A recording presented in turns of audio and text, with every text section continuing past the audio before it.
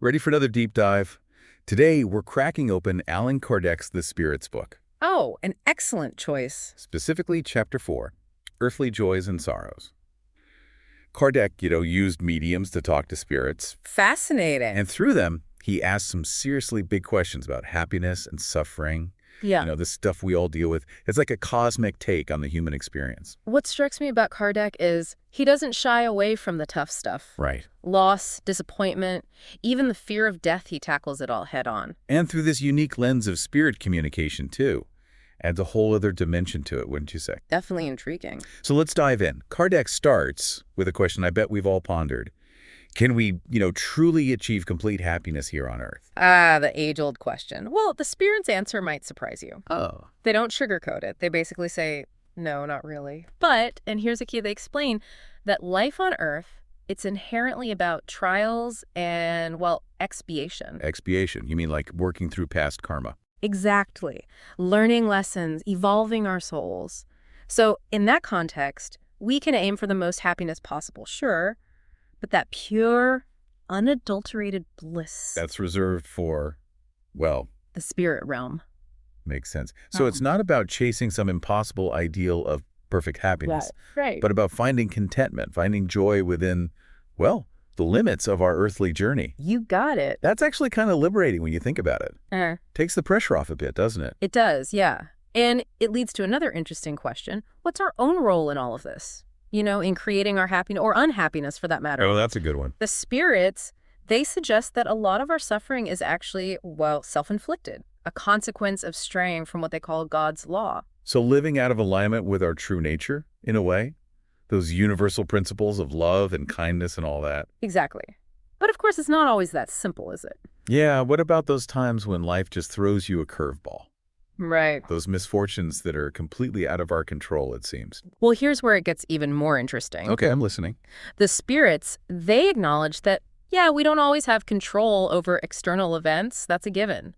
But, and this is important, they emphasize how we respond to those challenges. They suggest that facing hardship with resignation, not bitterness or resentment. That can actually help us spiritually. Precisely. It's about finding meaning, finding growth, even in the midst of suffering. I can see how that shift in perspective could be powerful. Not denying the pain, but choosing how we let those experiences shape us. Exactly. And to illustrate this, you know what the Spirits book uses. What's that? An analogy.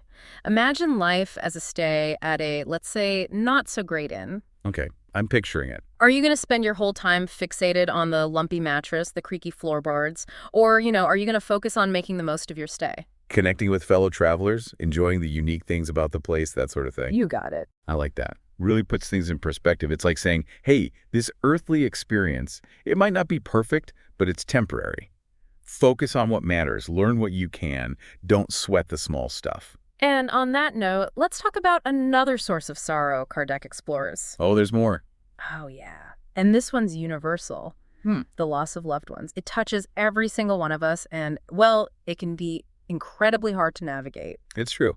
And our culture, it often avoids talking about death and grief. I'm curious to hear what the spirits have to say about it. They start by acknowledging that this kind of sorrow, it affects everyone, no matter your status, your wealth, your beliefs. It's a shared human experience. Right. But then they offer a perspective that's unique to the Spirits book, I think. Go on. The potential for communication with loved ones who have, well, passed on. Hold on. They're saying it's actually possible to connect with those who've died? That's going to raise some eyebrows. I'm sure it will, and they address that potential skepticism head on. They're very clear that they're not talking about, seances or Ouija boards. None of that. Okay, good to know. They emphasize that any communication with the spirit world, it should always be approached with respect. Reverence, even. Exactly. It's not about, summoning spirits for our entertainment. Right. It's about finding comfort, guidance, that reassurance that our loved ones are still with us in spirit. I can see how that would be comforting, especially when you're grieving. Imagine receiving a message from a loved one, knowing they're happy, at peace. Yeah. But I wonder, do the spirits caution against getting too attached to this idea of communication? Is there a downside? There is, actually. They bring up a really interesting point. They suggest that too much sorrow, that persistent grief, it can actually negatively affect those who've passed. Oh, wow. So it's like we're holding them back with our grief, preventing them from fully embracing their new existence. Precisely. The Spirits book uses this powerful analogy to explain it. Imagine two friends. They're in prison. One gets released. Would the friend still inside truly want the other to stay and suffer with them? Or would they be happy for their friend's freedom and encourage them to embrace their new life, right? Exactly. It shifts the focus from our pain, our longing, to the well-being of our loved ones who've passed. Encourages us to find that balance between honoring their memory and allowing them to move on. Powerful stuff. This whole conversation about loss has given me a lot to think about. Me too. And you know what? This is just the beginning. There's so much more to explore in this chapter. Oh, I can't wait. From the depths of sorrow to, well, what else? What other thorny topics did Kardec tackle? From betrayal to difficult relationships, he covers it all. But for that, we'll have to dive back in next time. So from sorrow, let's shift gears a bit to something I'm sure we've all felt. The sting of disappointment, you know? Ooh, yeah. Like when you put your heart out there and it gets trampled on. Exactly. Kardec, always attuned to the human experience, asks the spirits about those times. When good intentions are met with ingratitude, friendships that just, well, crumble despite our best efforts. It's the worst. Especially when you've genuinely tried to be a good friend or do something nice for someone and then nothing. How do the spirits say we should deal with that pain? Any wisdom for when we feel let down by others? They do. And it's a bit of a mixed bag, to be honest, comforting and challenging at the same time. They suggest we should pity those who are ungrateful. Pity them. Yeah, because ultimately they're creating more unhappiness for themselves than for anyone else. Interesting. So it's like their negativity is their own burden to bear. It's not a reflection on me. Right. But does that make the sting of their ingratitude hurt any less in the moment? Honestly, not really. It still feels crummy when someone throws your kindness back in your face. That's where faith comes in, and a broader perspective, I'd say.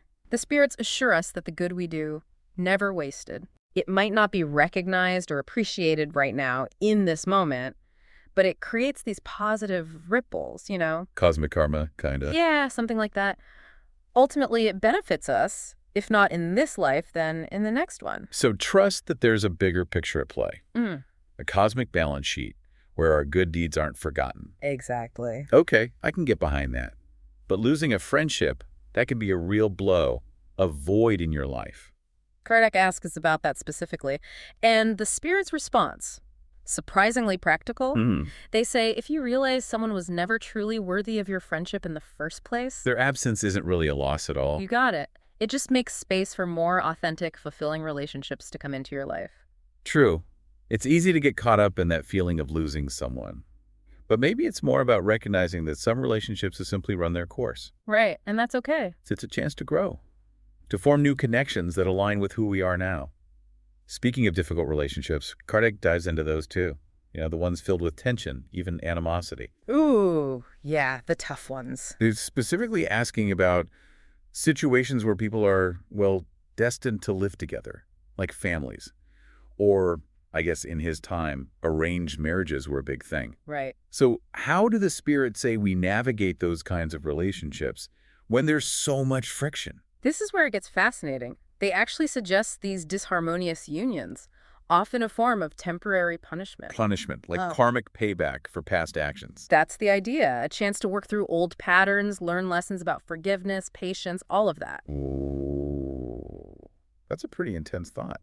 That some of our most challenging relationships are actually opportunities for soul growth. Right, it's like a cosmic test. But, I mean, why would sympathetic spirits, good people essentially, be put in those situations in the first place? Yeah, that's a good question. The spirits have a couple of intriguing answers. For one, they point out that we often mistake physical attraction for true love. Oh, tell me about it. That initial spark can be blinding. Totally. And then later, we realize we're completely incompatible on a deeper level. Been there. It's like you're wearing rose-colored glasses and then, bam, reality hits. Exactly. And the spirits make this crucial distinction.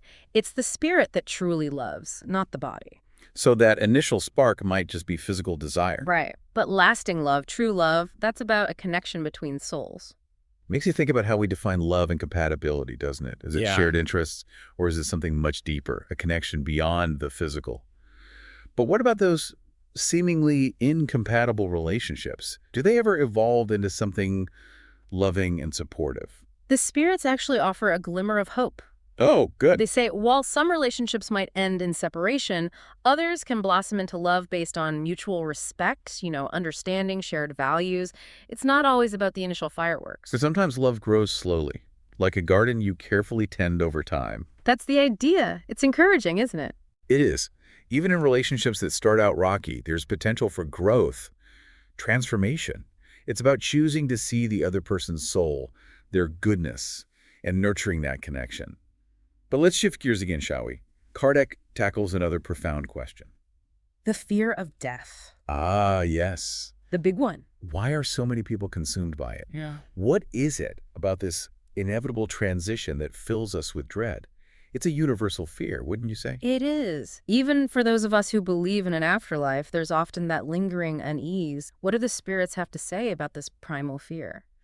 Well, they say it goes back to how we're taught about the afterlife, specifically those concepts of heaven, hell, eternal punishment. Oh yeah, those can definitely stick with you. Right.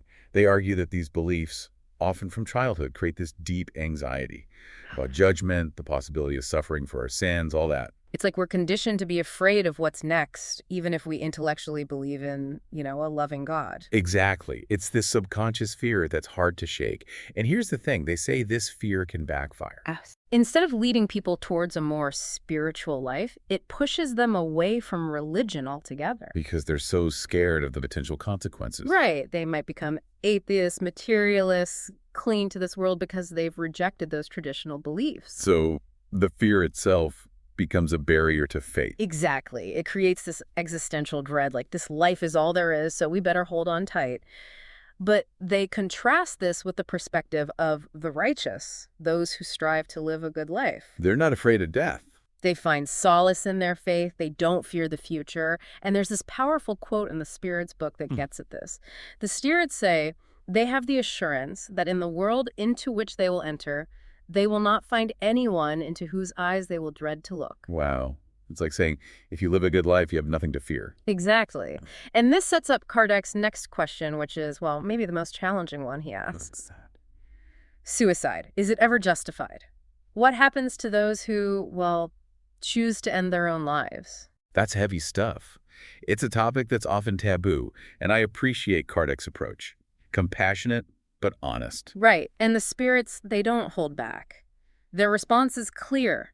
Suicide is never justified. The right to take a life belongs to God alone. So they see it as a violation of divine law no matter what. That seems to be their stance. But Kardec digs deeper, He asks about those driven to suicide by unbearable suffering. People who feel trapped, hopeless. Exactly. Those who feel like there's just no other way out. It's a question a lot of people struggle with, especially those who've lost loved ones to suicide. What about those experiencing intense pain, emotional or physical, those who feel like they've reached their breaking point? What do the spirits say about, the motivations and the consequences of taking one's own life? They offer a perspective that's both compassionate and, firm. They acknowledge the suffering, they truly do, but they maintain that suicide is ultimately a shirking of responsibility. Not seeing the bigger picture. Right, and a decision that creates more suffering, not only for the person, but for everyone they leave behind. It's like even in the darkest moments, even when the pain is overwhelming, we have an obligation to keep going, to seek help, to trust that there's a way through. To ourselves, to those we love, and to, something greater than ourselves. And they emphasize there are always other options, even when we can't see them. Reaching out, finding the strength to endure. Exactly. It's a reminder that we're not alone, that there are resources, that there's always hope. But I know what you're thinking. What happens to those who do commit suicide? What's their fate? That's a big question. And the spirits, they don't give a simple answer. They say there's no one-size-fits-all punishment. It all depends, the person's motivations, the circumstances, their level of understanding. So not everyone's condemned to the same fate. Right. God's justice, it seems, is tempered with mercy. Even those who've made tragic choices are given opportunities for growth, redemption. That's reassuring. There's always hope for healing. But do they offer any specifics? What might those who've committed suicide experience in the spirit world? They give some examples, and they can be, intense. In some cases, the spirit might be forced to witness their own body decomposing. Whoa. That's pretty heavy. It's the idea that suicide doesn't offer a true escape. It can actually prolong the agony. Are there other examples? They mention becoming earthbound.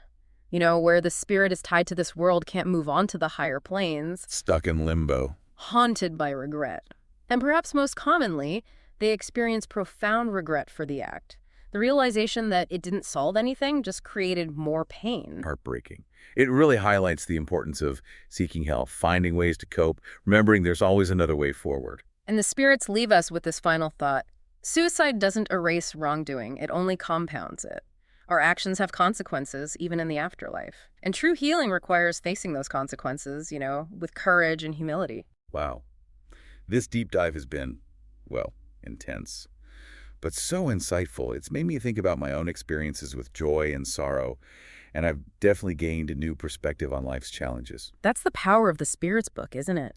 It offers guidance, comfort, and above all, hope, even when facing life's toughest questions. It reminds us we're not alone, that there's a purpose to our struggles, that even in darkness there's a possibility of growth, healing, redemption. Beautifully said. If you've been touched by these ideas, I encourage you to explore the Spirit's book yourself. It's a challenging read, but so worth it. And as we wrap up this deep dive, I have one last thought for you to ponder. If you could talk to a loved one who has passed on, what would you ask them? Until next time, keep seeking, keep questioning, keep diving deep.